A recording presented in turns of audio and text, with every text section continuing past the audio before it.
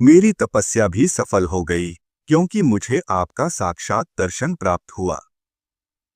श्री भगवान बोले, हे ध्रुव, तुमको मेरा साक्षात दर्शन प्राप्त हुआ, इससे अवश्य ही तेरी तपस्या तो सफल हो गई, परंतु हे राजकुमार, मेरा दर्शन भी तो कभी निष्फल नहीं होता। इसलिए तुझको जिस वर की इच्छा हो वह मांग ले। मेरा दर्शन हो जाने पर पुरुष को सभी कुछ प्राप्त हो सकता है। ध्रुव बोले, हे भूत भवेश्वर भगवान, आप सभी के अंतःकरणों में विराजमान हैं। हे ब्राह्मण, मेरे मन की जो कुछ अभिलाषा है वह क्या आपसे छिपी हुई है?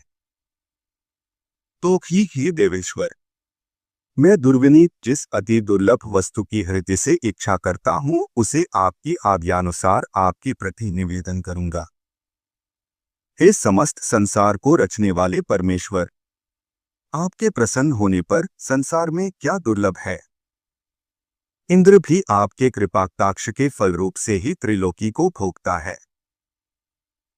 प्रभु, मेरी सौतेकी माता ने गर्भ से अति बढ़कर मुझसे यह कहा था कि जो मेरे उदर से उत्पन्न नहीं है उसके योग्य यह राजासन नहीं है। अतः प्रभु, आपके प्रसाद से मैं उस सर्वोत्तम एवं अव्यय स्थान को प्राप्त करना चाहता हूँ जो संपूर्ण विश्व का आधारभूत हो।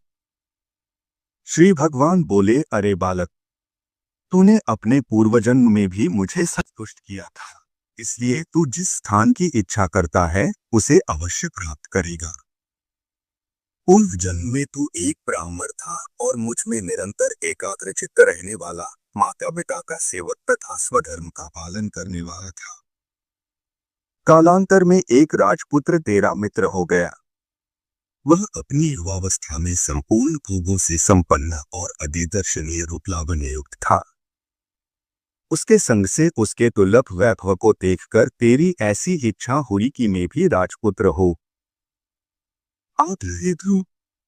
तुझको अपनी मनोवांछित राजपुत्रता प्राप्त हुई और जिन स्वयं भुवनों के कुल में और किसी को स्थान मिलना अति दुर्लभ है, उन्हीं घर में तूने उत्तान बात के यहाँ जन्म लिया। अरे बालक, औरों के लिए यह स्थान कितना ही दुर्लभ हो, परंतु जिसने मुझे संतुष्ट किया है उसके लिए तो यह अत्यंत तुच्छ है।